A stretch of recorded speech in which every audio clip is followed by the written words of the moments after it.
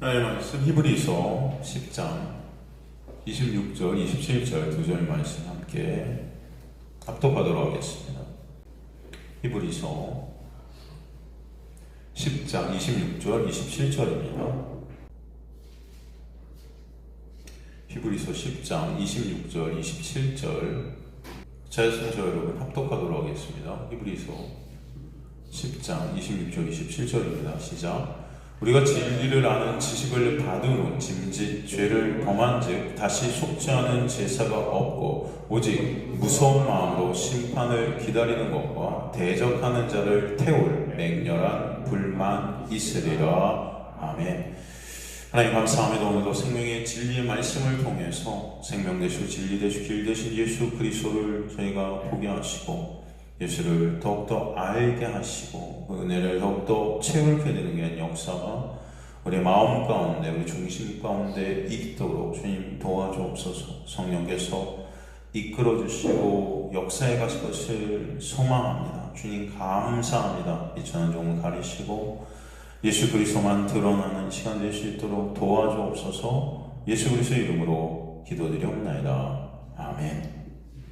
저번 시간 히브리 10장 26절 오늘 본문 27절 말씀을 우리가 살피면서 이 말씀이 구원받은 후 고의 모든 하나님의 말씀을 어기면 용서가 될 수 없음을 그런 것을 말씀하는 그런 배교를 말씀하는 그런 말씀이 아니다 그랬습니다. 오히려 항상 배교할 수밖에 없는 그런 인간을 하나님의 놀라운 은혜로 구원하시고 그 은혜 안에서 사실은 배교라는 것을 우리가 할 수 없는 그런 자들로 주님께서 끌고 가시는 놀라운 역사, 그 은혜를 설명해 주시는 말씀이다. 그죠?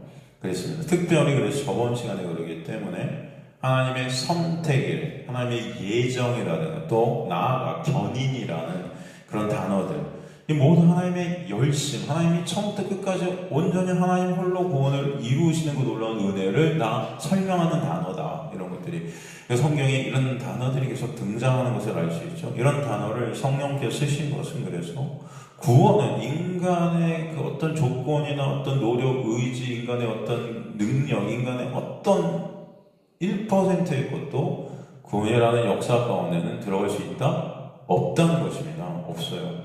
구원은 하나님 홀로 이루시는 은혜의 역사이기 때문에 하나님의 놀라운 은혜 안에 있게 된 하나님의 은혜를 입은 자들은 그 구원을 하나님께서 반드시 어떻게 하신다? 완성하신다. 그죠? 여러분이 어떻든 저쩌든 여러분의 어떤 것과 상관없이 하나님께서 택하시고 예정하신 하나님의 백성, 그 은혜를 입게 하신 자들은 그 구원이 완성될 것이다. 그죠? 그렇기 때문에 우리는 그 하나님의 그 구원을 이루신 하나님의 놀라운 은혜 안에서 주님을 찬송할 수밖에 없어요. 감사할 수밖에 없는 거죠.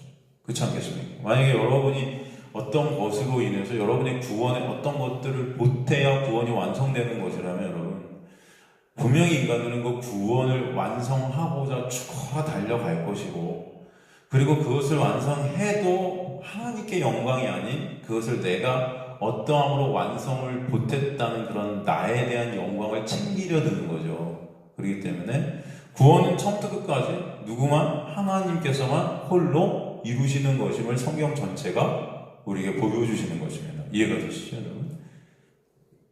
그래서 그 은혜 안에 있게 된 하나님의 은혜를 입은 자는 구원을 완성하게 된다. 완성되어진다. 그 선택하심, 예정하심, 그리고 예정을 입게 된 하나님의 택한 백성을 주님께서 끝까지 어떻게 하신다? 견인하신다. 견인. 그죠? 이 구원의 은혜다. 그래서 인간의 어떤 것과 무관하게 이루어진 그 구원이 당연히 인간의 어떠함으로도 끊어질 수 없는 거예요. 왜냐하면 인간의 어떠함으로 이루어진 구원이 아니고 하나님께서 홀로 하나님의 원하시고 하나님의 예정, 택함, 선택, 견인으로 이루어진 구원이기 때문에 인간의 어떤 조건이 들어가지 않은 구원이기 때문에 당연히 인간의 어떠함으로도 끊어질 수 없다. 이해가 되십니까, 여러분? 여러분의 어떤 조건이 구원을 이루는 어떤 성립의 요건이 된다면 당연히 그것이 충족되지 않을 때 구원이 취소될 수도 있겠죠. 이해가 되십니까? 하지만 그 구원이라는 것은 그런 것이 아니라는 것입니다. 성경이 말씀하는 구원은 인간들이 다 착각하고 있는 거예요. 이 율법 안에서 무율법에 묶여있는 인간들은 그것을 그래서 인간의 행위로 자꾸 착각하는 겁니다. 이걸 내가 하면은 못 받고 못하면 못 받고 하는 또 조건들을 자꾸 대입시키는데, 그리고 그 조건들을 내가 했을 때 그 구원을 내가 이룬다고 착각하고 있는 것인데, 그런 구원은 없다는 거죠. 그렇기 때문에 여러분의 어떤 행함으로 구원은 끊어질 수 없는 거예요. 그러니까 막 살아도 되겠네요. 이제 이렇게 나오죠, 이제.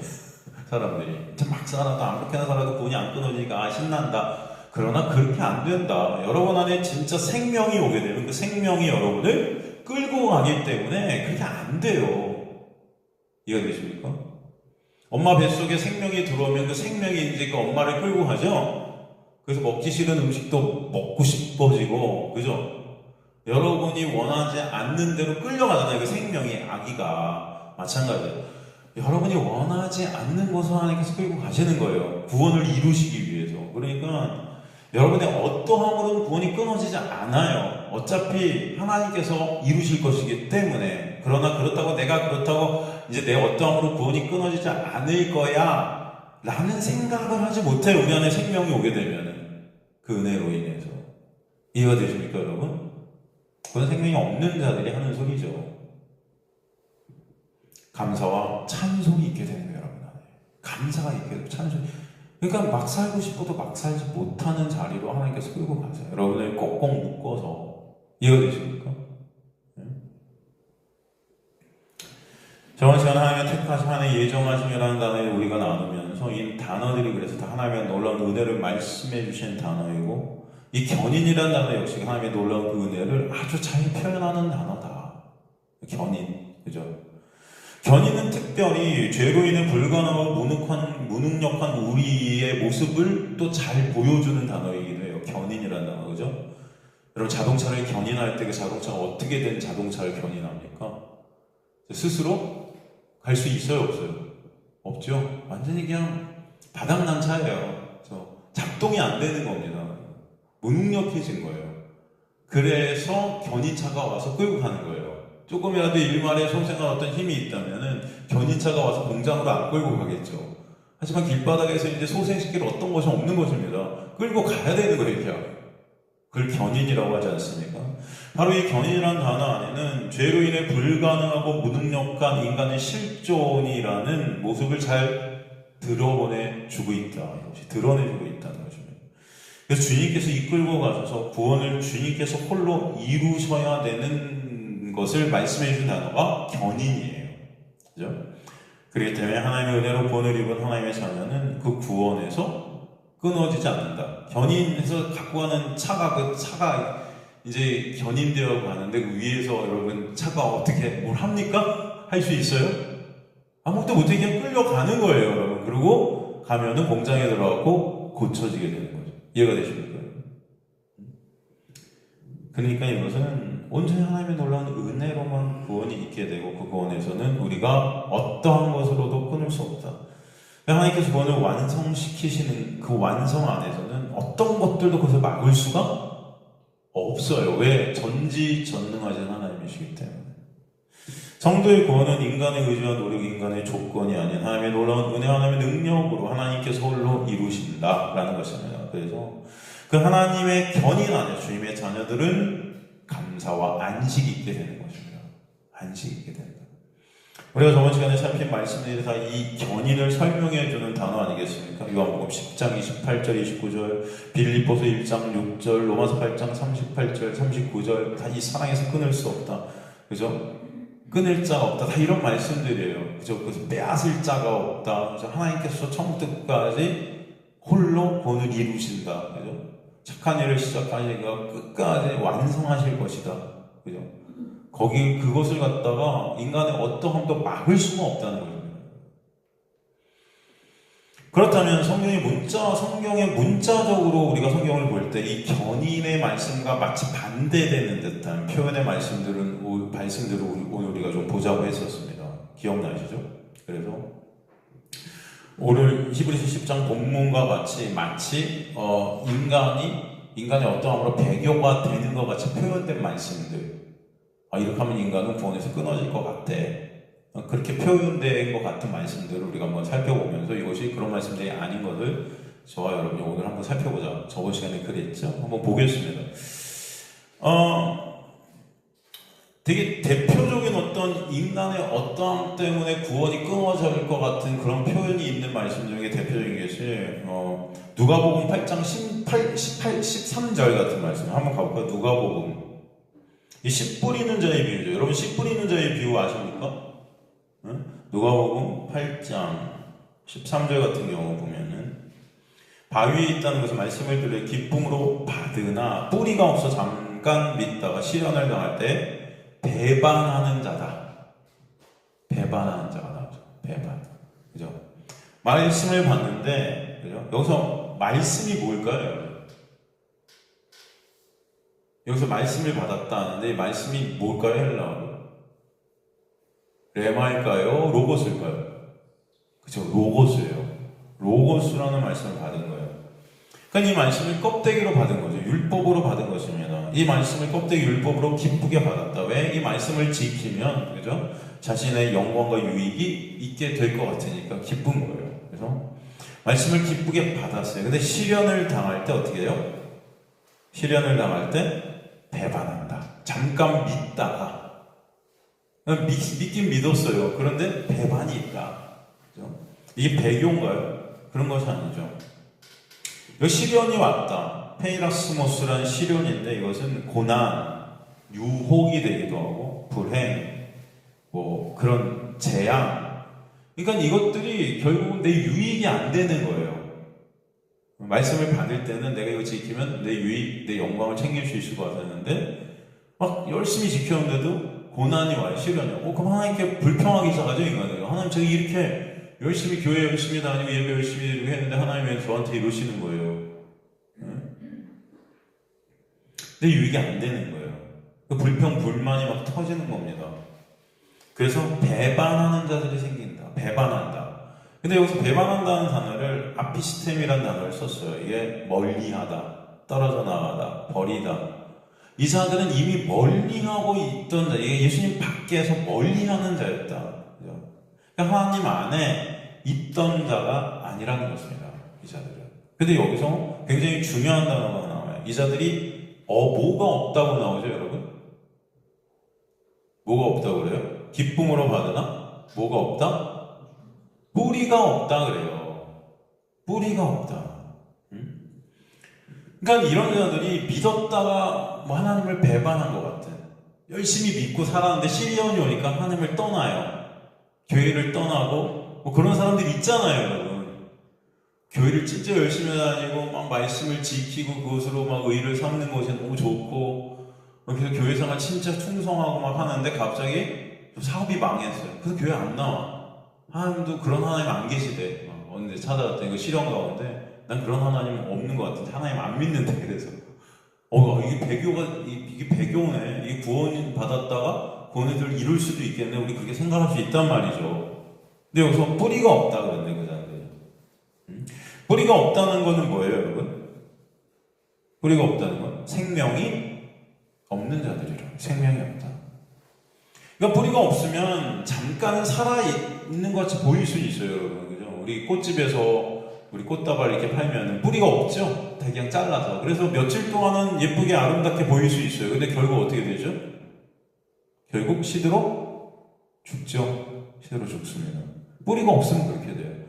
근데 당장은 굉장히 아름다워 보이잖아요. 집에 꽂아놓기 위해서 사오면. 그렇지 않습니까?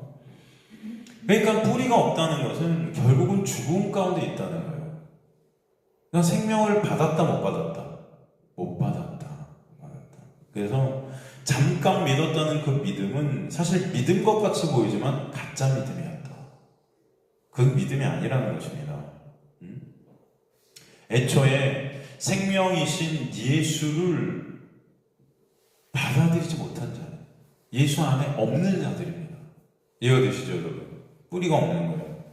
거듭남이라는 것이 뭐라고? 게노세 아노세, 위로부터 나다. 그렇죠? 위로부터 생명을 받지 못한 것입니다. 그래서 뿌리가 없어요. 위에 계신 예수라는 생명이 그들 안에 와야 뿌리가 생기는 거죠. 생명이 생기는 거죠. 그게 생명 아니겠습니까? 그 믿음이 생명이고 예수의 생명이 뿌린 거죠. 그죠? 중요한 것은 믿음이 있어 보이고 없어 보이고 하는 겉모습이 아니다. 그래서 교회에서도 보면 믿음이 굉장히 있을 것 같고 없을 것 같고 하는 자들이 있지만 그 겉모습으로 여러분이 판단하면 안 된다. 그 안에 생명이신, 생명의 근원이신 뿌리 되신 예수께서 하늘로부터 우리 안에 오셔서 계시는가? 우리가 그 생명 안에 있게 되는 은혜가 있는가? 진정 예수 그리스도의 말씀을 통해 보는 것, 그 알아가는 것, 그분을 갈망게 되는 그 마음, 그렇죠? 그것은 누가 알겠습니까? 그죠? 물론 티는 날 수도 있고 보이는 열매들이 있을 수도 있겠지만, 그죠? 그거는 척할 수 있고 연극할 수 있고 외식이라고 그러잖아요. 그죠? 사람들한테 인정받고 칭찬받기 위해서 그런 것들을 할 수 있습니다. 그러나 뿌리가 없다라는 것은 생명이 없다. 그것은 모른다. 그러니까 이렇게 믿었다 하고 믿음이 있는 것 같아 보이지만은 이런 자들이 성경에 많이 등장해요. 근데 믿지 않았다. 우리가 주일에도 살폈지 않았습니까? 예수님과 베드로의 대화, 그죠? 네가 나를 사랑하는 세 번이나 베드로, 예, 다른 사람보다 사랑합니다. 말은 그렇듯하지만 왜 세 번을 물으셨다? 베드로가 예전에도, 그죠? 그렇게 예수님을 따라가겠다, 죽도록 따라가겠다, 충성하겠다, 그렇게 다짐을 했는데 그렇게 해요? 세 번이나 부인했죠. 이렇게 세 번 다시 물으신 것은 그때 그것을 기억하라는 거예요. 네 자신의 실존을 또 까먹는 거죠, 인간들이. 베드로는 여러분 수제자였습니다. 예수님을 지키겠다고, 그죠? 주는 그리스도 하나님의 아들입니다. 이렇게 정답도 얘기한, 그러나 예수께서 부인할 것이다, 그죠? 안 된다는 것이죠. 네가 사랑한다 하지만 사랑 못하는 자라는 것을 알라고 질문을 하시는 거죠. 그런 말씀들이 많이 나오지 않습니까? 제자들도 마찬가지예요. 예수님을 따르고 예수님을 믿는다. 그런데 십자가에서 다 뿔뿔이 흩어져요.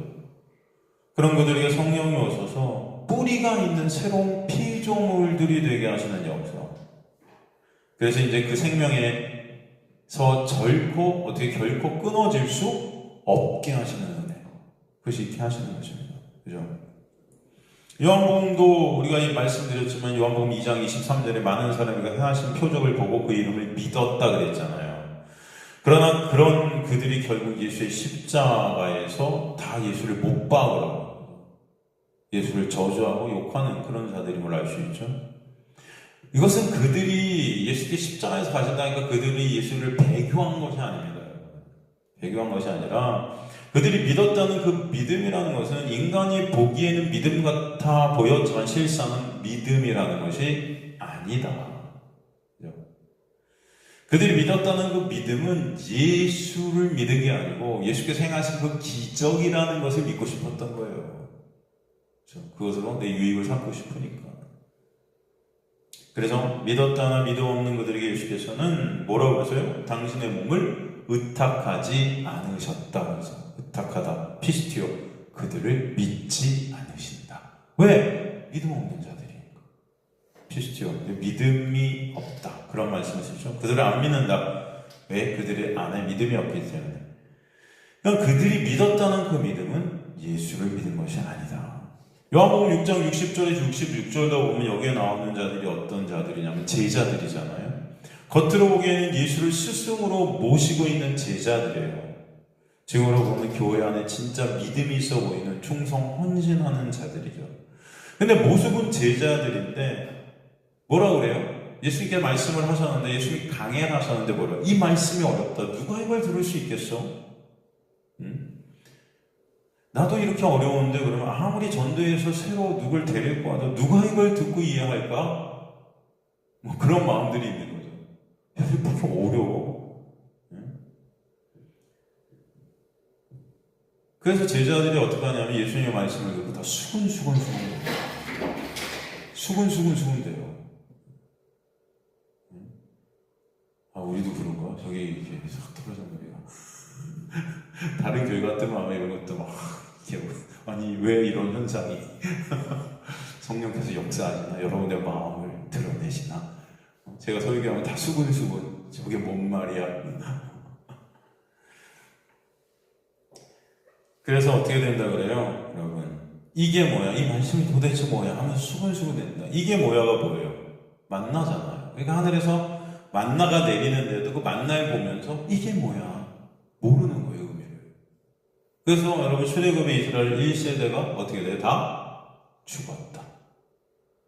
하나님의 말씀을 이게 뭐야? 예수로 못 보면은 이건 이해가 안 가는 거예요. 그냥 껍데기로 보면 어디는 이런데 어디는 또 은혜고 어디는 지키라 하면서 어디는 또 이러고 은혜고 율법이고 은혜고 이러다가 도대체 읽어도 뭔 말인지 모르겠다. 이게 뭐야?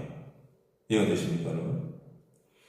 그런 자들은 그저 그냥 말씀을 껍데기로 그냥 하나님께서 이렇게 하라고 그랬으니까 이렇게 하면 되겠지. 그러면 천국 갈 것 같아. 라고 어려움없이 그렇게 알고 그냥 평생 그 어떤 율법 안에 묶여서 꽁꽁 수고하고 무거운 짐을 질고 가다가 이게 뭐야 하다가 그걸 열심히 율법으로 먹는데 결국 어떻게 돼요? 죽었더라. 이해가 되십니까, 여러분? 죽는 거예요. 그래서 만나라는 것이 오히려 걸림돌이 되는 거예요. 먹는데도 죽는 거죠. 이게 먹었으면 살 거라고 착각하는데 이게 오히려 걸림돌이 돼서 날 죽이는 거예요. 독이었던 겁니다. 공갈빵인 거예요. 먹었으면 배부를 거라고 착각하는데 배가 안 부르고 점점 말라가고 점점 죽어가는 거예요. 말씀이 생명이 아닌 심판이 되는 것입니다. 그래서 예수가 오히려 생명이 아닌 심판이 되는 자들이 있는 거예요, 여러분.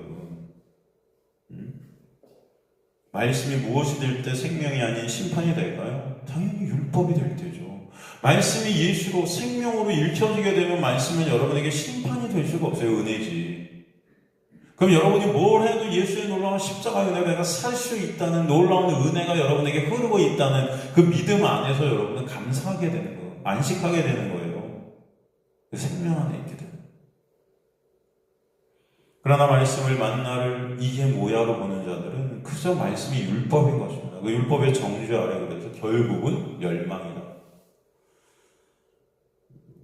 그래서 말씀을 율법으로 그 말씀을 죽어라 지켜 그 의로 천국 가라는 자들은 겉으로 보기에는 참된 제자들 같이 오히려 더 보일 수 있죠. 그죠? 율법주의 교회 안에서 사람들이 얼마나 열심히 여러분 해야 합니까?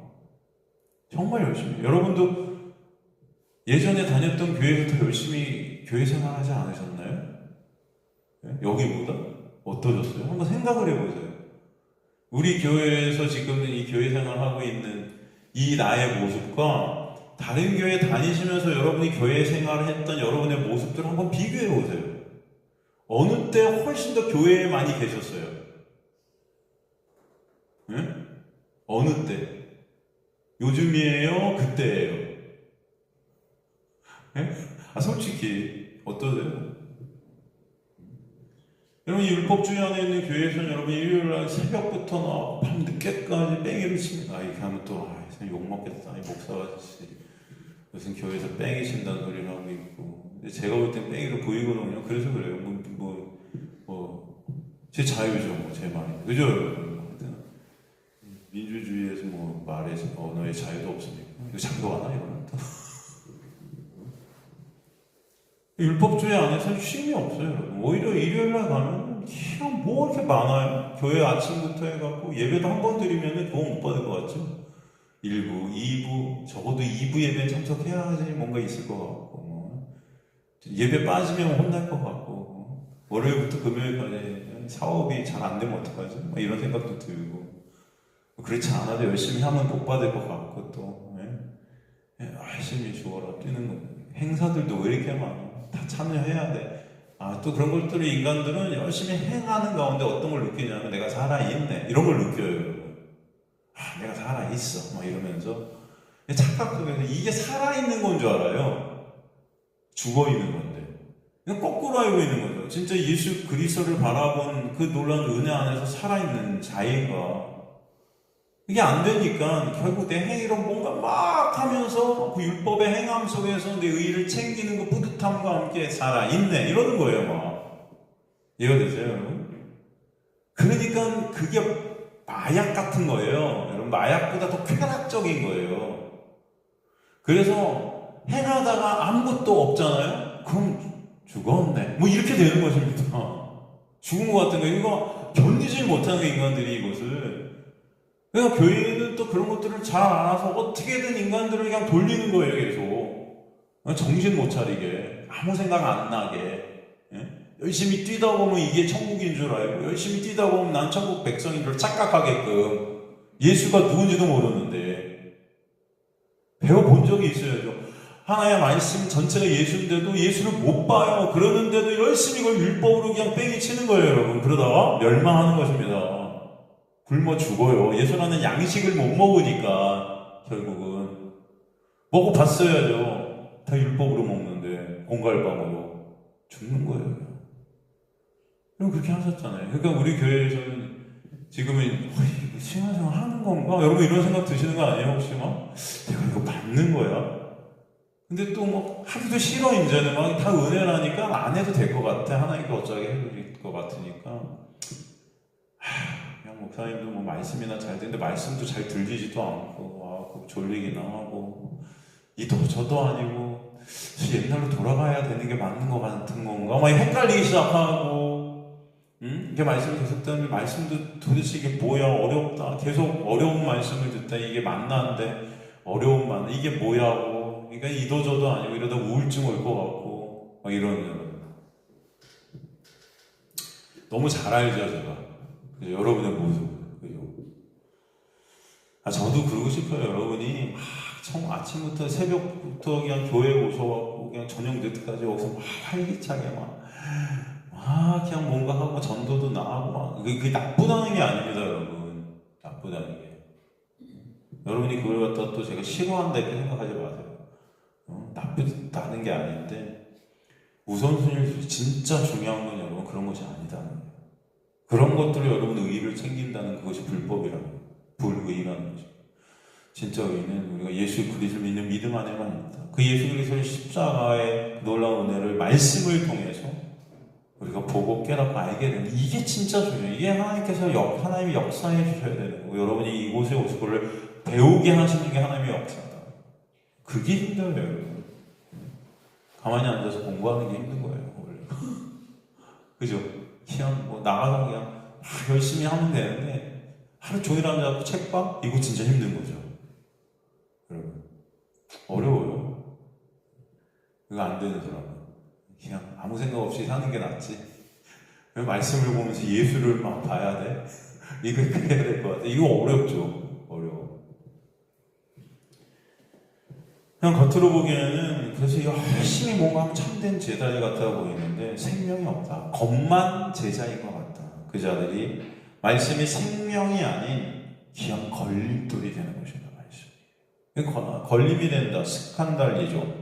이게 뭐냐면 죄짓게 되는 거예요. 말씀이 여러분을 죄짓게 만들어요. 배교하다. 이 자체가 걸림이라는 자체가 배교가 들어있어요. 배교. 스칸달리조라는 단어 안에 배교. 그러니까 이미 뭐예요? 걸려 넘어지는 거예요. 배교된 어떤 것들이 예수를 율법으로 보고 있는 거예요. 말씀을 율법으로 보고 있는 거예요. 그러니까 말씀을 율법으로 보는 자는 이미 죄 안에 배교된 자들이다. 뭐 이런 뜻인 거죠. 그러니까 겉으로는 믿는 것 같지만 이미 멸망 안에 있는 자예요. 매 순간 하나님의 원수로 하나님을 배반하는 배교자들인 거예요. 이게 배교자들이지 하나님의 놀라운 생명이 임했는데 그 생명에서 이탈되어지는 그런 배교는 있지 않습니다. 이해가 되시죠? 그래서 예수께서 뭐라고 그러세요? 살리는 것은 영이니 육은 무익하다 그러죠? 제자들이 살리는 것이 영이다. 근데 영은 말씀이고 생명이다. 내 말이 곧 영이고 생명이다. 말씀을 통해서 예수를 보게 되는 것이 성령의 역사일 것이 우리에게는 생명이라는 거예요, 여러분. 그런데 그 말씀을 그저 육으로, 육이 뭐죠, 여기서? 육은 무익하다 할 때 그 육이 뭐죠? 육은 율법이고, 어둠이고, 그죠? 죄 안에 있는 그런 나의 모습이죠. 그 율법을 통해서 그 육에 나의 만족을 채우려는 거예요. 율법으로 말씀을 봐서 그것을 행하면은 뿌듯하잖아요. 나 이거 했어. 난 천국 가겠지? 그리고 천국 가서는 상 받을 수 있을 거야. 이런단 말이에요. 상 받을 거야. 이게 생각만 해도 좋은 거죠. 쟤는 못 받아도 내가 받아. 비교하면서. 내가 쟤보다 훨씬 교회에서 열심히 하니까. 근데 이게 어떻다? 무익이다. 다 없음이라는 것입니다. 이게 말씀을 육으로 율법으로 나의 육의 영광을 추구하는 자들이 바로 이미 배교 안에 있는 자들이에요. 예수를 믿지 않아요.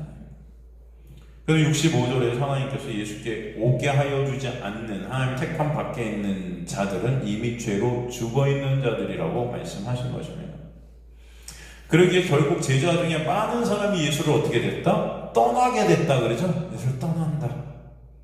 그러니까 이들이 결국 예수를 십자가로 못 박는 유다들이다. 유다들. 예수를 팔아먹는 자들. 이 자들이 어떤 자들이 말씀으로 율법을 보고, 그렇죠? 영이고 생명이고 예수로 말씀으로 그것을 못 보는 자들인 거예요. 그래서 이들은 하나님의 보내심 안에 있지 않았던 창세전의 택함 밖에, 그 예정 밖에 있었던 자들이에요. 그러니까 예수님을 믿고 제자 되었던 자들이 배교를 해서 예수님을 떠나는 그런 모습이 아닌 것입니다. 이거는 이해가 되시죠, 여러분? 지금도 그렇지만 예수님 당시에도 예수님을 믿고 따랐던 자들, 또 초대 교인들 중에도 믿음이 좋아 보이는 제자들 같은 자들이 나중에 교회를 떠나고 예수를 떠나는데 이들이 그래서 배교했다라고 이렇게 불렀지만 사실 이것은 배교가 아니라 이들은 원래 생명이 없는 자들이야. 이해가 되십니까, 여러분? 그 안에 하나님의 은혜라는 뿌리, 그 생명이 있지 않았던 자들이에요. 하나님의 택함 밖에 있었던 것이죠. 하늘로부터 그들에게 애초부터 생명이 깃들지 않았다라는 것입니다. 그래서 인간들은 다 연극하는 거예요. 그리고 이 배교자들로 불렸던 자들은 처음부터 믿음이라는 것을 선물로 받지 않은 가짜 믿음을 갖고 있던 그런 자들로 원래 자리로 돌아가는 죽음으로 멸망하는 것입니다. 좀 더 우리가 살피면 히브리서 6장, 우리가 저번에 4절에서 8절, 또 지금 우리가 살피는 히브리서 10장 26절, 27절과 비슷한 말씀이 어디 나오냐면 베드로 후서에도 나와요. 베드로 후서 2장 20절에서 22절 한번 가볼까요? 논쟁이 좀 되는 말씀입니다. 이런 말씀을 오늘 제가 한번 여러분과 나눠보도록 하겠습니다. 베드로 후서 2장 20절에서 22절 보면은, 만일 그들이 우리 주 되신 구주 예수 그리스도를 알므로 세상의 더러움을 피한 후에 다시 그 중에 얽매이고 지면 그 나중 형편이 처음부터 더 심하리니 의의 도를 안 후에 받은 거룩한 명령을 저버리는 것보다 알지 못하는 것이 도리어 그들에게 나으니라. 이런 말씀이 있죠. 자, 여러분 한번 생각해 보세요. 지금 베드로 후서 2장 20절에서 21절 말씀은 마치 예수님을 알고 예수님을 믿었다 나중에 떠나면은 더 형편이 안 좋아진다, 뭐 그런, 그죠? 그런 말씀 같아 보이는데, 보면 의의 도를 안 후에 받은 거룩한 명령을 저버리는 것보다 알지 못하는 것이 그래서 더 나은 것 같다, 그들에게 낫다. 여러분 근데 생각해보세요. 사실 의의 도를 안 후에 받은 그 거룩한 명령을 여러분은 다 지켰습니까? 네? 다 지키세요? 다들 못 지키죠. 못 지켜요. 그럼 이것이 구원이 취소되는, 그런 구원에서 이탈되는 것을 의미하는 말씀일까요, 이게? 위의 말씀에서 우리가 중요하게 봐야 될 단어가 무엇일까? 여기 보면 세상의 더러움을 피한 후에 다시 그 더러움에 얽매이고 지면에서 더러움이라는 단어예요. 더러움. 거기 동그라미를 딱 치십시오. 사도 베드로는 성령의 감동으로 이 단어와 비교해서 이미 1장에서 단어 하나를 사용하고 있어요. 그 단어가 어떤 단어냐면 이 더러움과 비슷한 의미의 단어를 1장에서 썼는데 그 단어가 베드로서 1장 4절에 나와요. 한번 가볼까요? 4절에 보면 이로써 그 보배롭고 지극히 큰 약속, 우리에게서 이 약속으로 말미암아 너희가 정욕 때문에 세상에서 썩어질 것을 피하여 신성한 성품에 참여하는 자가 되게 하려 하셨느니라. 이런 말씀이 있죠. 여기서 이 더러움과 비교해 사도 베드로가 쓴 단어가 뭐냐면은 썩어질이라는 단어예요. 썩어질, 세상에서 썩어질 것을 피하여 신성한 성품에 참여된 자가 있다. 그죠? 여러분, 신의 성품, 신성한 성품, 이건 뭐냐면 주님의 형상을 덧입게 되는 것이죠. 예수의 의의 옷을 입게 된, 구원받게 된 하나님의 자녀들을 표현하는 거죠. 이 자녀들이 어떤 자들이다? 세상에서 썩어질 것을 피하게 된 자들이라 그래요. 이거죠, 여러분. 세상에서 썩어질 것을 피하는 자들. 정욕 때문에 세상에서 썩어질 것을 피한다 그러죠. 정욕 때문에. 이 정욕 때문에 정욕이 헬라어로 에피티미아예요. 에피티미아이 뭐죠? 사욕, 정욕, 욕망. 그런데 이게 성경에서는 어떤 단어를 쓰였냐면 희생제사. 희생제사는 뭘 대표해요, 사실? 율법. 그러니까 이 종교적 욕망을 말하는 종교적 욕망. 이 종교적 율법적 행위, 율법으로 의를 쌓아서 그 의로 하나님 앞에 나가려는, 그래서 상 받고 내 영광을 챙기려는 그 정욕. 이것 때문에 세상에서 썩어지게 된다. 여기서 썩어진다. 세상에서, 세상 안에서. 세상이라는 것은 어둠이죠. 죽음이죠. 죽음 안에서 썩어진다. 썩어진다는 헬라가 푸도라는 헬라에서 푸도라. 이 푸도라는 헬라어는 멸망, 파괴, 끝장나는 거예요. 완전히 멸망, 완전히. 이 멸망에서 피하게 된 것은 그럼 무엇이죠? 이 멸망에서 우리를 피하게 하신 것이 뭐라고 말씀되어 있죠? 그 보배롭고 지극히 큰 약속을 우리에게 주사 이 약속으로 말미암아. 그죠? 그 썩어질 것을 우리가 피하게 하셨다. 그럼 보배롭고 지극히 큰 약속이 뭡니까, 여러분? 여러분, 이건 다 아시겠죠? 이게 뭐죠? 그 약속의 구체적이 뭐예요? 예수께서 십자가로 입으신 언약의 완성으로 인해 그 완성에서 우리 구원이 주는 은혜의 역사잖아요. 그죠? 예수께서 입으신 거죠. 그 약속은 곧 약속의 본체가 뭡니까? 새 언약, 바로 예수시죠. 즉, 예수의 십자가의 은혜로 우리가 썩어질 그 멸망 가운데서 피하게 된 거죠. 이게 구원의 역사죠, 여러분. 이 단어에 썩어짐이라는 단어를 쓴 거죠. 그러니까 여기서 썩어지고 완전한 멸망을 뜻해요. 그런데 다음 장의 베드로는 이 썩어짐이라는 단어가 구원의 반대 개념임을 알면서도 이 단어를 쓰지 않고 2장에서는 더러움이라는 단어를 쓴 거예요, 여기다. 1장에서 구원의 반대 개념인 썩어짐이라는 단어를 만약에 이 구원이 안 된 자들에게 쓴다면, 이걸 갖다가 배교의 어떤 의미로 쓴다면 이들이 다시 썩어지게 된다는 어떤 표현을 써야 되는데, 썩어진다는 단어를 여기다 쓰지 않고 더러움이라는 단어를 썼어요. 이 더러움이라는 단어가 헬라어로 미아스마인데, 이 미아스마라는 단어는 멸망이나 파멸을 뜻한 단어가 아니에요. 이것은 잘못, 징흙탕 같은 곳에 빠져서 옷이 더러워지는 어떤 그런 그림이에요. 그렇기 때문에 이 2장 20절 이하의 내용은 썩어짐에서 벗어난 구원받은 자들이 다시 그 구원에서 끊어지게 되는 것을 말씀하시는 것이 아니라 겉모습만 깨끗한 것 같이 보였다 다시 그 더러움 안으로 빠진 자들, 즉 안에 본질의 변화가 아닌 단순히 겉모습의 변화가 있는 자들, 즉 하나님의 은혜를 입지 않은 구원 밖에 있는 자들의 모습을 설명한 거지, 구원 받았다가 다시 썩어지는 그런 자들을 말하는 게 아닌 거예요. 그래서 이런 자들의 모습을 정확히 22절에서 어떻게 표현하냐면, 개는 개고 돼지는 돼지라는 본질이 변하지 않는다는 것으로 표현한 것입니다. 하나님의 말씀을 그저 껍데기로 율법으로 모아서 그것을 통해 내 겉모습을 잠시 깨끗한 것 같이 한다 해도 결국 그 율법으로 멸망케 되는 자들, 본질이 변하지 않는 모습들, 이들은 썩어짐에서 벗어난 자들이 아니었다라는 것이죠. 그저 그 겉모습으로 그 착각 속에 있었던 거예요. 구원받지 이미 못한 자들이 애초부터. 예수님 당신에게서 바리새인들을 예수께서 뭐라고 회칠한 무덤 같다 그러잖아요. 겉모습은 회칠하고 아름다워 보이지만 결국 그 안에 있는 건 뭐예요? 썩음이죠.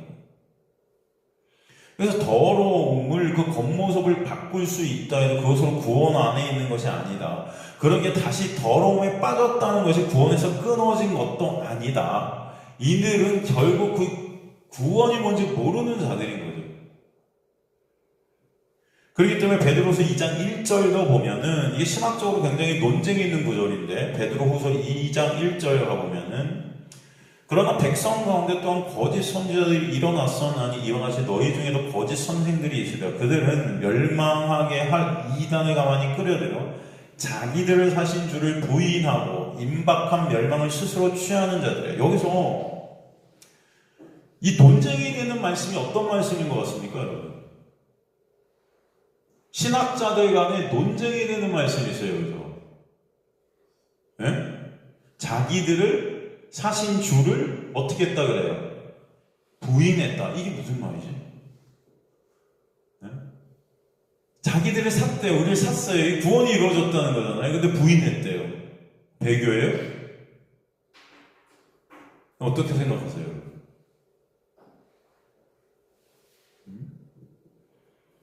마치 이 말씀은 주님께서 주님의 주권 가운데 사실 주님의 백성들 가운데서도 주님을 부인할 수 있다 라는 배교의 말씀은 들리죠. 그렇지 않습니까? 그러나 우리가 여기서 봐야 될 것이 헬라 원어예요. 그래서 원어를 들여다봐야 됩니다. 여기서 자기들을 사신 주 이렇게 되어 있는데 그 주가 사실 헬라어로 여기서 보통은 구속하시는 주, 예수 그리스도라는 그 주, 죄 가운데 우리를 구원하신 그 주를 갖다가 신약에서 표현할 때 대부분 어떤 단어를 쓰냐면 퀴리오스라는 단어를 썼다. 퀴리오스. 그게 바로 우리를 구속하신 하나님, 그 주님, 이해가 되시죠? 죄 가운데 우리를 빼내시고 사탄 가운데 우리를 대가를 지불해서 우리를 빼내신 거잖아요. 예수의 핏값으로. 그래서 우리를 사셨다라는 그 주를 쓸 때 퀴리오스라는 단어를 썼어요. 근데 여기서는 이 퀴리오스를 쓰지 않았어요. 여기서는 테스포테스라는 단어를 썼어요. 테스포테스. 이 두 단어는 완전히 의미가 다릅니다. 성경은 이 두 단어 모두 주로 번역을 했지만 퀴리오스는 영어의 로드예요. 주 예수 그리스도 할 때 그 주의 십자가의 그 주님이에요. 하지만 테스토테스라는 단어는 율법적 관계 안에서의 종과 주인이에요. 이해가 되십니까, 여러분?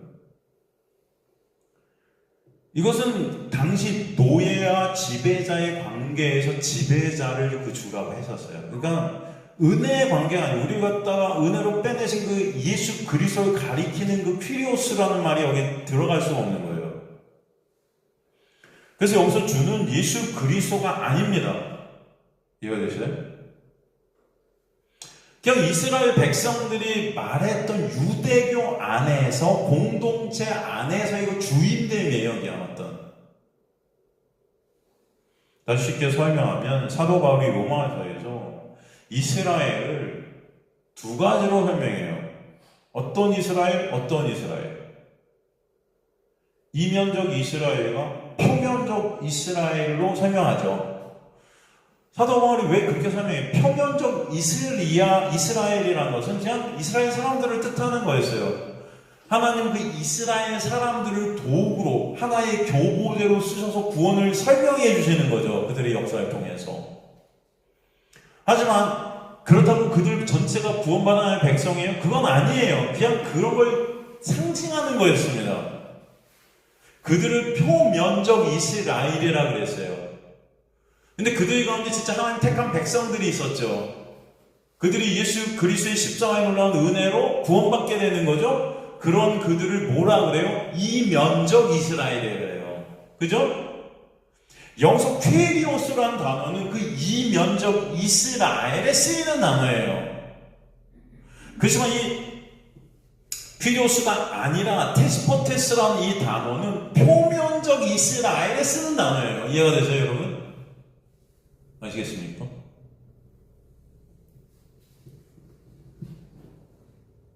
그 때문에 본문의 이 테스포테스라는 것은 일반적인 어떤 표면적 이스라엘 안에서의 군주, 그 왕 같은 존재, 이런 것들을 뜻하는 거예요, 그냥. 그러니까 이들이 여기서 말하는 이들의 주는 신약, 새 언약의 본체는 예수 그리스도의 구원의 그 주가 아니라 율법 안에서 이거 하나님인 거예요, 사실은. 그럼 구원을 받은 자들이에요, 못 받은 자들이에요, 이미. 이해가 되세요? 그럼 우리가 하나님의 그 택하심 안에 있다, 선민 사상 안에 있다, 이런 표현을 하고 있는 겁니다. 표면적 이스라엘, 자기들이 그렇게 사셨다, 주가. 근데 그 주를 부인한다? 어차피 모르는 거예요, 예수를. 근데 뭘 부인을 해요, 어차피 모르는데. 이해가 되세요?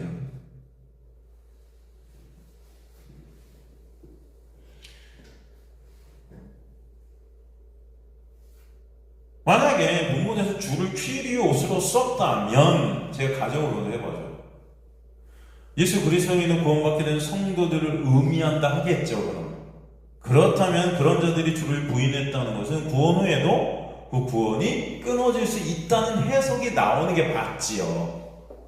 이해가 되세요?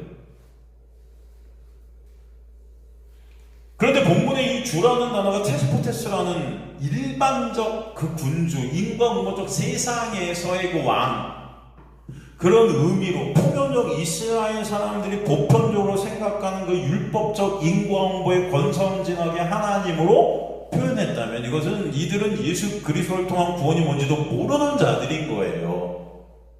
이해가 되시죠? 그러게 이 자들이 이면적 이스라엘이 아닌 표면적 이스라엘이고 어차피 이들은 퀴리오스 대신 예수를 부인할 수밖에 없어요. 그래서 율법적 하나님, 인과응보의 구약의 하나님을 믿었던 이스라엘이 결국 예수를 십자가로 못 박는 거예요. 그 자체가 부인이에요. 안 그래요? 예수 믿는 자들을 다 잡아 죽이려고 했잖아요. 그죠?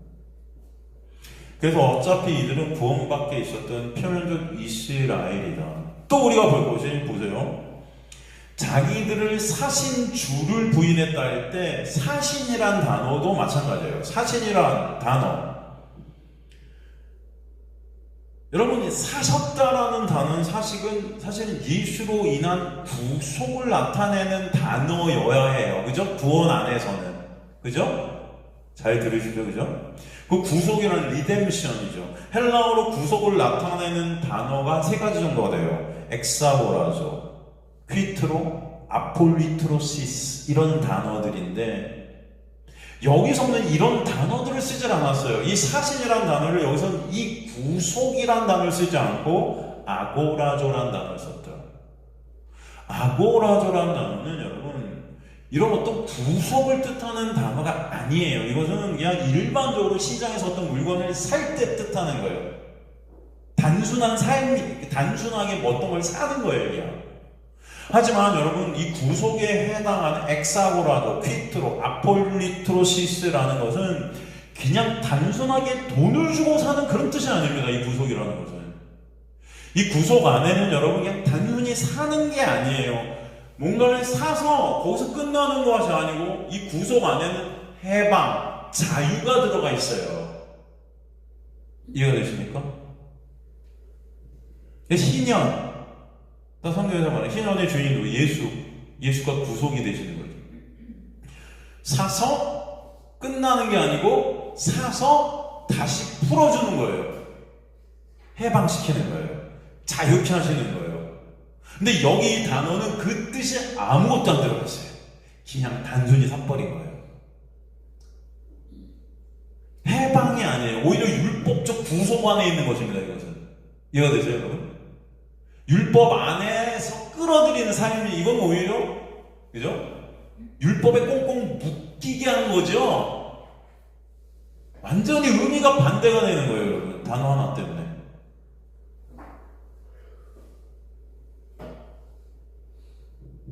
구속의 의미는 예수의 십자가에서 죄값을 다 지불하시고 죄에 묶여 있었던 우리를 풀어주시는 거예요. 그래서 율법에서 우리를 자유케 된 거죠. 그래서 예수 안에 이제 결코 정죄함이 없게 하시는 거예요. 이게 구속이에요. 그런데 이것은 오히려 정죄가 있어요. 오히려 율법 안에서 율법이 우리를 산 거예요. 죄의 종 노릇하게.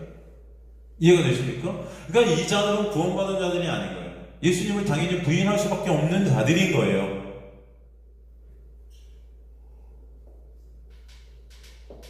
그래서 여기서 구속이라는 그런 단어가 쓰이지 않았던 것입니다. 그러니까 본문에서 자기들을 사신 주에서 그 자기들이란 자들은 하나님의 구속을 입은 구원받은 이면적 이스라엘이 아니다. 이해가 되시죠? 그러니까 이건 배교를 나타내는 게 아니에요. 그들이 하나님을 배반한 것이 아니에요. 구원이 취소되거나 구원에서 끊어진 것을 의미하는 게 아니에요. 이들은 교회 공동체에 있는 이스라엘 사람들이었지만 예수를 말씀으로 못 보는, 그 예수를 믿지 않는, 지금으로 따진다면 어떤 자들일까요? 같이 교회에 있지만 이들은 교회 안에도 하나님께서 뭐라 그래요? 알곡과 가라지가 있다 그래요. 가라지들인 거예요. 이해가 되십니까?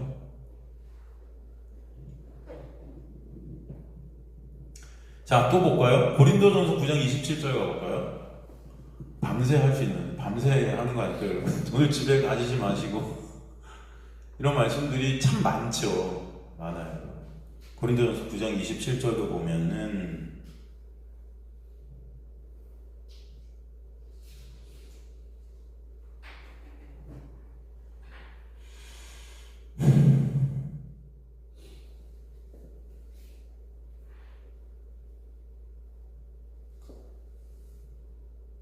잠깐만요. 고린도전서 9장 27절.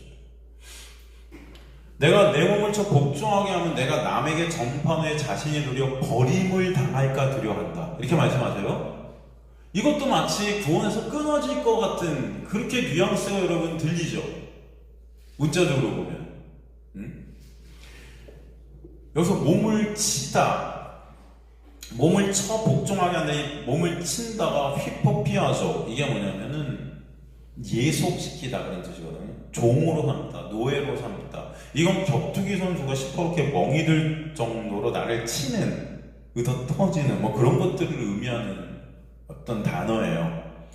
이렇게 하지 않으면은 버림받는다, 구원이 취소되는 것인가? 여러분, 이런 질문을 우리가 할 수 있는 거예요. 그런 말씀이 아닌 거예요. 그래서 버림이라는 단어가 헬라어로 아도키모스예요. 아도키모스. 이 단어는 버린다는 단어가 아닙니다. 우리나라 해석에 이걸 버린다고 해석되었는데 사실 이 단어의 정확한 뜻은 인정되지 않은, 검증되지 않은, 공인되지 않은 그런 뜻이에요. 지금 사도가 지금 이걸 말한 것은 사도권에 대한 말이에요. 구원에서 내가 잘린다? 이런 말이 아니고 복음을 위한 단어예요. 이게 무슨 말이냐? 지금 사도가 여러분, 사도 바울이 보면은 사도권 때문에 논쟁이 많이 일었던 적이 있어요. 이해가 되십니까? 왜 사도 바울이 사도권을 주장했을까요? 권위가 없었기 때문이에요. 사도라는 뜻이 뭐예요? 아포로시. 사도가 뭡니까? 예수님을 만난 제자들이잖아. 예수님 직접 만나는. 그래서 사도 바울은 예수님을 만난 적이 없죠. 물론 담의 세계에서 만나죠. 그래서 사도죠, 사실은. 그런데도 많은 사람들이 그 사도권을 인정 안 하려고 했단 말이에요. 근데 사도 바울이 그 사도권을 인정하려고 굉장히 노력했죠. 인정받으려고. 왜 그랬을까요? 사도 바울이 전한 그 은혜의 복음이 권위가 있어야 되니까. 이해가 되세요, 여러분? 이런 거죠. 제가 목사가 아니에요. 그냥 집사예요. 근데 여러분보다 성경을 조금 더 많이 알아서 여기서 설교를 해. 그럼 많은 사람들이 어떻게 생각할까요, 지금? 물론 그게 중요한 것은 아니지만, 예? 그렇죠? 좀 다르죠, 여러분, 생각하는 게. 그럴 수 있어요, 없어요? 인간이기 때문에. 인간은 것도 율법적 껍데기를 보잖아요. 그러니까 사도 바울은 지금 여기서 이 단어를 쓴 것은 버림을 당할까 두려워한다는 게 아니고 사도로 인정을 못 받게 되고, 이해가 돼요? 인정받지 못한다는 뜻이라고 했어요. 이거는 사도로 공의를 못 받게 될 때 내가 전하는 복음이 인정받지 못하는 것이 두려웠다, 그런 의미예요. 구원에서 끊어진다는 의미가 아니고요. 이해가 되십니까? 그래서 내 몸을 친다, 네? 그 사도권을 위해서, 그렇다면 그것은 결국 복음을 위해서. 이해가 되시죠? 사도 바울이 그런 말 했잖아요. 고린도 교회가 여러 가지 문제들이 있어요. 그중 문제들 가운데 어떤 문제가 있었어요, 여러분? 저 아크로폴리스 저 신전에서 나오는 고기, 그 고린도 시내에서 고기가 시장에서 팔리는 그 고기들은 다 이미 아침에 신전에서 제사 드린 고기들이 내려와서 시장에 사람들한테 팔렸단 말이죠. 이제 고린도 교회에서 문제가 생긴 게 뭐예요? 이 고기를 먹느냐 마느냐에 대해서 문제가 생겨요. 이거는 우상한테 제사로 드렸던 고기 아니야. 근데 이걸 어떻게 먹어? 이건 말이 안 되지. 우리가 그리스도인들인데 뭐 이렇게 싸움이 난 거예요. 사도 바울이 뭐라 그래요? 뭐라 그럽니까? 야, 나는 자유에 그랬어요. 아니, 이게 뭔 상관이야? 이 고기를 먹든 안 먹든 자유에 그래. 상관없어. 그죠? 먹을 수 있다는 거예요. 그런데 혹시나 이것으로 인해서 복음을 들을 수가 있는데 어떤 그것으로 인해서 귀를 닫는 자들이 생긴다면, 물론 그것도 하나님께서 하시는 역사 가운데 있겠지만 사도 바울이 인간적인 어떤 측면에서 볼 때 그런 것 때문에 복음을 전하는 권위라든가 복음의 전함에 막힘이 있다면 나는 이것을 안 먹어. 이해가 되시죠, 여러분? 자유인 거죠. 근데 그 자유라는 어떤 것이 복음을 위한, 이해가 되죠? 이 같은 말인 거예요. 아시겠습니까? 성경 어렵다, 그죠? 그래서 제가 풀어드리는 거예요. 그 두려운 거죠. 사도 바울은 모든 것의 초점이 어디에 있었습니까? 복음에 있었다. 복음에. 그래서 사도 바울은 자기를 친 거예요. 자유해요. 그런데 치는 거예요. 뭐 때문에? 복음 때문에. 이거 한번 생각해보세요. 뭐 그렇다. 야, 이거 또 오해할까, 또 오해의 소리가 있는, 제가 예를 들어서 우리 집사님들 중에 술 드시는 집사님들 계신다. 그죠? 계세요, 안 계세요? 대답들 안 해요. 술 누구 드세요, 안 드세요? 아, 참, 말씀대로 안 하시네. 제가 볼 때 계실 거예요. 물론 여러분이 다 숨기고 있겠지만, 우리는 숨기지도 않더라. 요즘 보니까. 진짜. 정말. 뭐 이거 아예 됐어요. 괜찮아요. 뭐, 좋다. 뭐 하여튼 있어요. 근데 여러분 한번 생각해보세요. 제가 그럼 설교하는 게 너무 떨리고 두렵다고 맨날 설교하기 전에 술을 마시고 나와. 얼굴 시뻘게 져갖고. 네? 그 술 냄새 푹 풍기면서 이거 설교를 해. 여러분 막 자유한다고 하면서도 자기들은 먹는데도 만약에 제가 그런다면 여러분 설교 듣고 싶을까요? 상관없으세요? 할렐루야.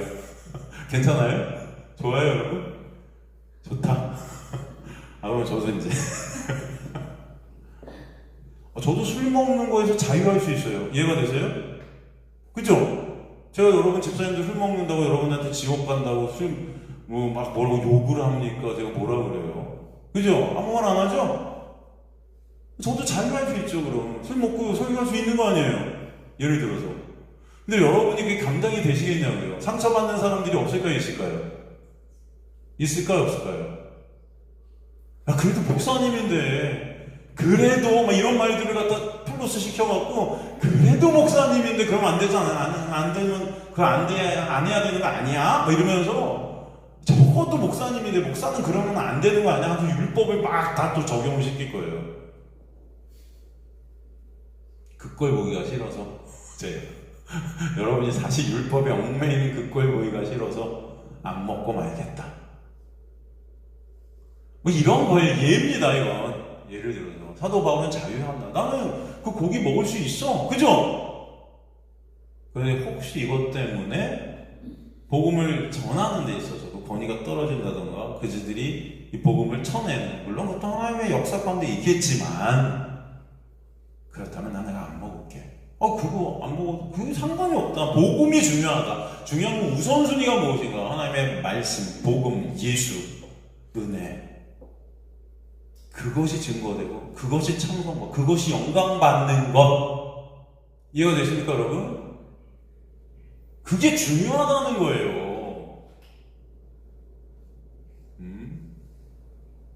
그러니까 집사님들도 술 드지 마세요. 예? 그것이 중요하다. 여러분 아시겠습니까? 그런 말씀이다 이 말씀도. 이거 구원에서 떨어진다 뭐 이런 말씀이 아니에요. 자신의 사도직이 훼손되지 않도록 하겠다 이런 어떤 말씀. 왜? 복음 때문에. 아시겠죠? 우리가 또 요한복음에서 공부한 말씀도 우리가 다시 한번 보면 요한복음 15장 1절에서 8절 한번 가볼까요? 오늘 여기까지만 해야 되겠다. 시간이 막 가네요 여러분. 그래도 여러분이 읽다가 혹시 궁금한 것들이, 자 여러분 유명한 말씀이잖아요. 이 말씀도 우리가 사실 요한복음에서 공부를 했었어요. 나는 참 포도나무 내 아버지는 농부라 내게 무릇 붙어있어 열매를 맺지 아니하는 가지는 아버지께서 제거해 버리시고 무릇 열매 맺는 가지는 더 열매를 맺게 하려 하여 그것을 깨끗하게 하신다. 이걸 여러분 이거 굉장히 헷갈리죠.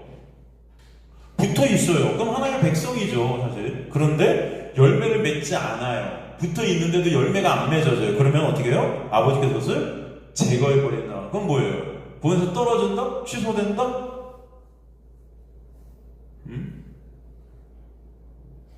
그러니까 이게 이전의 말씀을 문자 그대로 보면은 이것은 배교 같은 거죠. 어떻게 보면 구원이 취소되고 떨어지게 된다. 구원 못 받는다. 근데 헬라어 원문을 우리가 보자 그랬어요. 여기서 제거해버리시고란 헬라어가 뭐라 그랬어요? 기억나세요?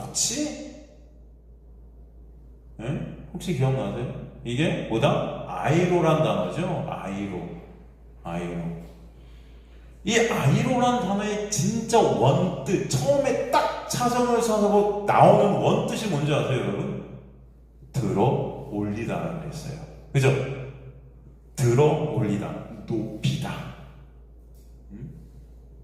뭐뭐 없이 하다. 이런 단어가, 이런 뜻이 첫 번째, 두 번째, 세 번째 나오고, 맨 마지막에 물론 제거하다라는 뜻도 있긴 해요. 그런데 진짜 처음에 나오는 이 단어들은 높이다?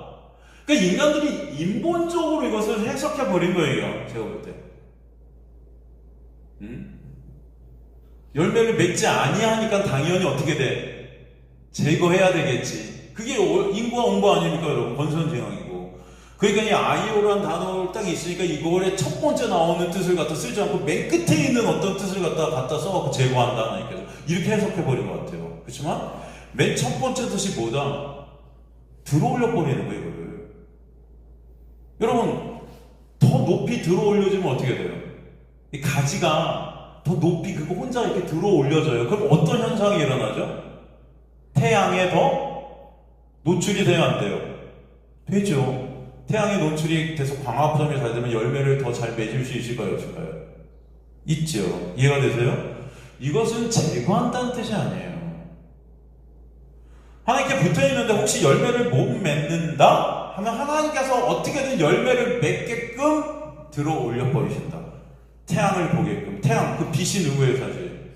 예수시잖아요. 그 예수 그리스도를 더 보게끔 역사해 가신다. 그래서 열매 맺게 하시겠다. 그 열매가 뭡니까? 우리 항상 말하지만 여러분이 행한 어떤 행함들이 열매예요? 아니라 그랬어요. 성경에서 말하는 열매는 예수예요. 그렇다면 예수만을 의존하는 자리, 그죠? 예수만을 바라보는 자리로 하나님이 높여버리시는 거예요.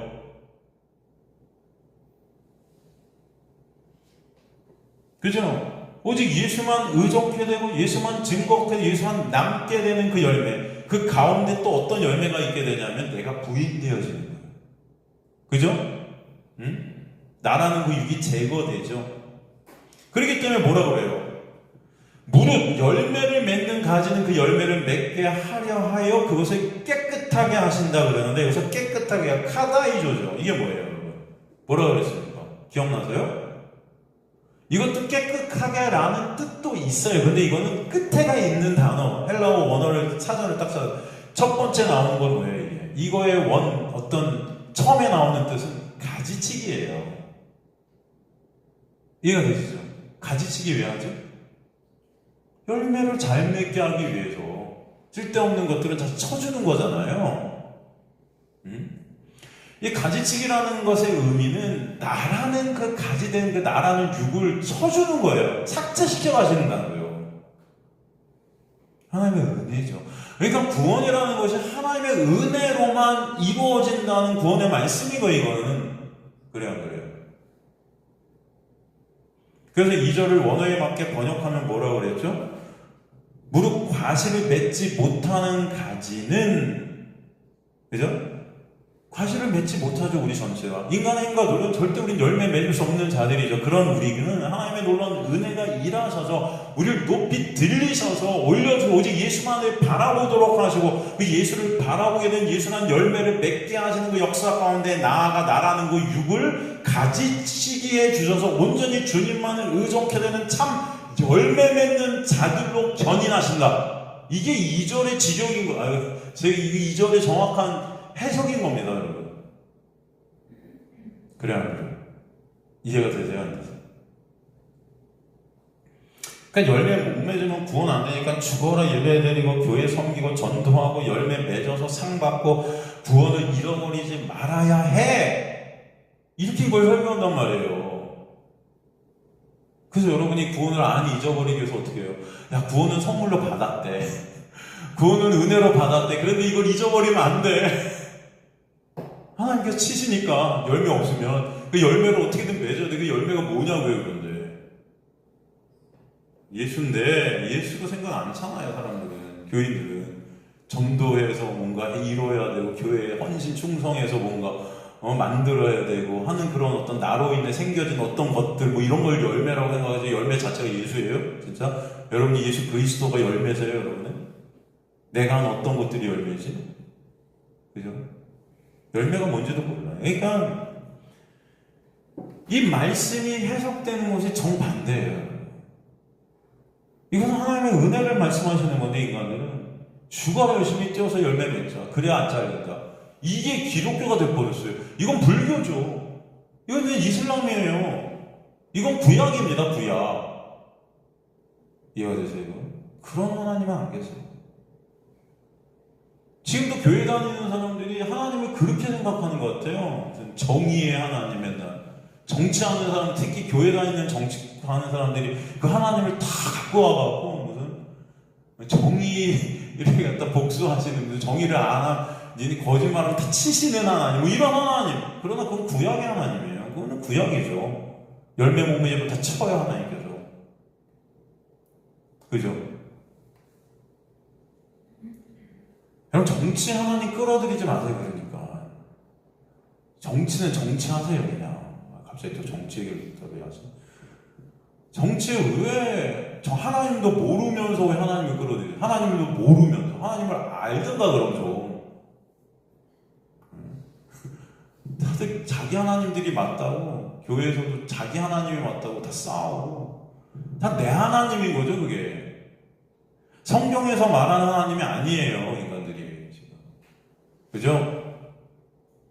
그냥 세상 속에서 일어나는 정치는 세상 것으로 그냥 하세요. 왜 하늘의 것들을 거기다 대입을 시킵니까? 자꾸. 제가 또 이렇게 말하면 또 그렇겠죠. 목사가 되고 나라를 걱정해야지. 왜 또 뭐 어쩌고저쩌고. 저는 나라를 걱정하기 이전에 여러분들의 구원을 걱정합니다. 진짜. 아유, 정말. 여러분들이 먼저 예수 그리스도를 아시기를 바랍니다. 그 은혜를 아시고. 말을 말해야지. 이해가 되시죠, 여러분? 어쩔 땐 너무 답답해요. 하나님을 얘기하는 건 좋다. 근데 하나님이 어떤 하나님인지를 오도해버려요. 하나님이 여러분 구약의 하나님입니까? 아니요. 구약이라는 옛 언약은 끝났어요. 누구 안에서? 그럼 지금 우리가 얘기하는 그 하나님은 은혜예요. 안 그래요? 그래요? 인간들은 뭘 해도 구원이라는 게 있을 수 없는데 구원을 이루시는 하나님이세요. 아시겠습니까? 여러분들은 하나님의 기준에 볼 때는 그 누구도 구원이 있을 수 없는 거예요. 그걸 말씀하시는 게 성경이고, 그죠? 다 원수들이에요. 하나님께 다. 인간의 눈으로 볼 때 정의스러운 자도, 인간 눈으로 볼 때 불의한 자도 하나님 앞에서는 다 가능성이 없고 무능력하고 무가치한 죄된 지옥에 떨어져야 맞는 자들인 거예요.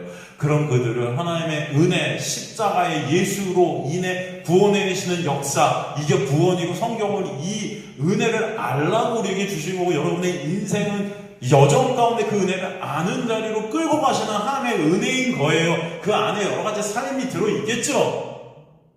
이해가 되시죠? 그럼 하나님의 택한 백성들은 그 가운데 뭘 배워요? 은혜를 배우게 되어 있다. 예수를 배우게 되어 있다. 예수를 알아가게 되어 있다. 이게 목적이다. 근데 이것들을 까먹고 하나님이 누군지도 모르면서 하나님을 갖다가 막 그냥 이 하나님 저 하나님, 여러분들은 불교 같아요. 이게 무슨 하나님이 그래요.